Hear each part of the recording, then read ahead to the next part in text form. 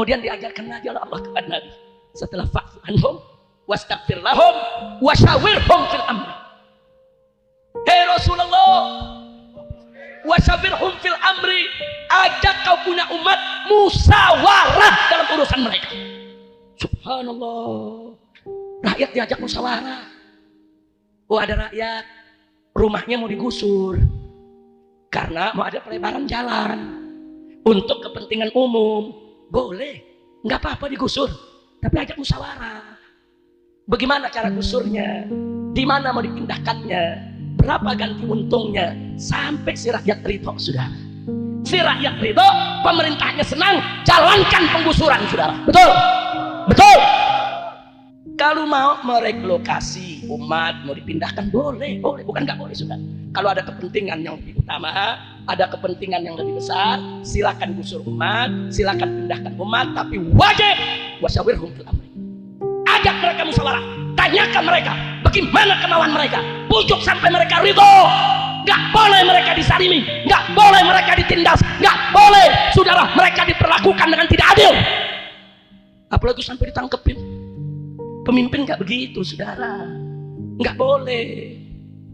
Nah, jadi apa yang kita lagi saksikan saat ini, saudara, ini adalah kehancuran daripada kepribadian kepemimpinan, atau dengan kata lain, kita sedang mengalami darurat kepemimpinan. Kita butuh pemimpin seperti yang dicontohkan oleh Nabi, pemimpin yang santun, pemimpin yang baik, pemimpin yang cinta rakyat, pemimpin yang tidak menindas rakyat, pemimpin yang mengajak musyawarah rakyatnya, pemimpin yang gampang memaafkan, pemimpin yang mendoakan rakyatnya dengan kebaikan, bukan pemimpin yang menyusahkan rakyat, saudara.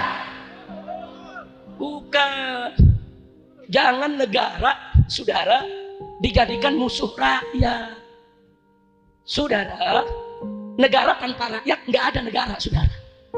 Nggak ada. Rukun negara itu ada teritorial, saudara, dan ada rakyatnya. Kalau nggak ada rakyatnya jadi negara tidak? Enggak. Jadi rakyat itu salah satu rukun terpenting berdirinya sebuah negara. Maka itu rakyat nggak boleh dizolimi, saudara. Saya bicara begini sekali lagi, bukan digusur nggak boleh, bukan, boleh, dalam Islam boleh, ya, boleh digusur, boleh dilebarin jalan, umat boleh dipindah dari satu kampung ke kampung lain, boleh, tapi nggak boleh ada pemaksaan, nggak boleh ada hukum paksa, saudara. Bahkan jangankan kita bicara syariat Islam, jangankan kita bicara Al-Quran dan As-Sunnah, saudara, kita bicara undang-undang yang berlaku di Indonesia saja, tidak boleh ada orang yang dipaksa pindah, saudara. Di samping saya ada pengacara saya. Coba tunjukkan Habib Ali. Saya tunjukkan, saudara. Ini ada Undang-Undang Republik Indonesia nomor 26 tahun 2000, saudara. Di sini menimbang, mengingat, dan seterusnya sampai memutuskan. Kita masuk pasal ke-9, saudara. Di sini disebutkan kejahatan terhadap kemanusiaan sebagaimana dimaksud dalam pasal 7 huruf B adalah salah satu perbuatan yang dilakukan sebagai bagian dari serangan yang meluas atau sistematik yang diketahuinya. Ini pasal 9 huruf D, A, B, C, D. Saudara, selanjutnya bahwa serangan tersebut ditujukan secara langsung terhadap penduduk sipil. Jadi kalau ada serangan secara sistematis yang dilakukan oleh satu pihak, saudara, langsung diarahkan, ditargetkan kepada penduduk sipil, berupa 1, pembunuhan, atau 2, pemusnahan, atau 3, perbudakan, atau yang keempat, pengusiran atau pemindahan penduduk secara paksa. Ada di sini, saudara. Artinya apa?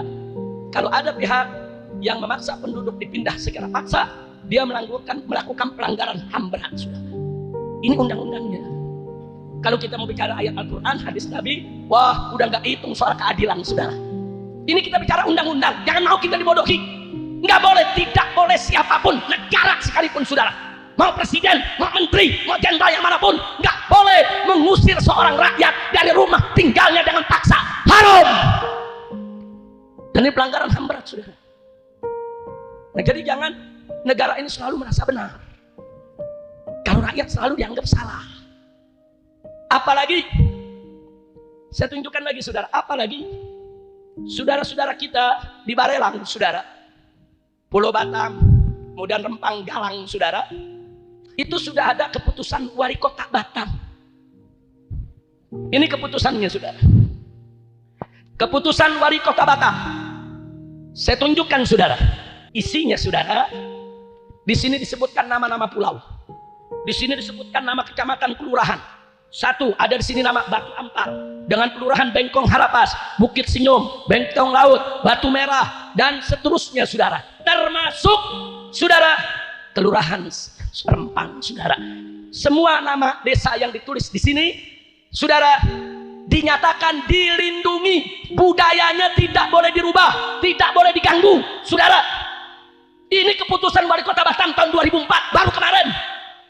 Dia dapat cagar budaya. Desa-desa itu disebut perkampungan tua. Kenapa disebut perkampungan tua? Itu perkampungan bersejarah bagi masyarakat Melayu, saudara. Terakhir saya baca buku sejarah masyarakat Melayu, saudara. Kalau kemarin saya masih dapat informasi di Rempang dan sekitarnya masyarakat tinggal di situ tahun 1800-an. Ternyata masyarakat sudah tinggal di situ dari tahun 1700-an.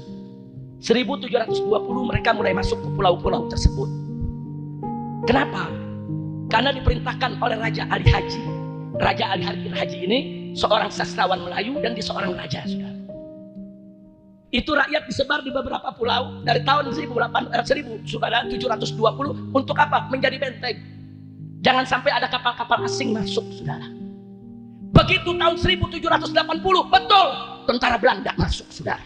Perang bertempur, orang-orang yang tinggal di pulau tersebutlah termasuk kakek moyangnya warga Rempang.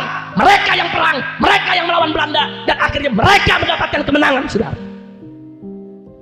Terus sekarang anak cucunya mau diusir. Dari mana ceritanya? Terus mau dikasih sama orang yang namanya Tommy Minata. Ya, saudara, siapa dia? Mentang-mentang banyak duitnya, mentang-mentang banyak hartanya, terus mau jadi jagoan di negeri ini. Dia mau beli semua pejabat untuk diadu dengan rakyat. Kurang ajar. Saya ingatkan kepada semua naga-naga, saudara. Semua naga-naga, jaga sikapmu. Jangan ganggu pribumi, jangan ganggu umat Islam.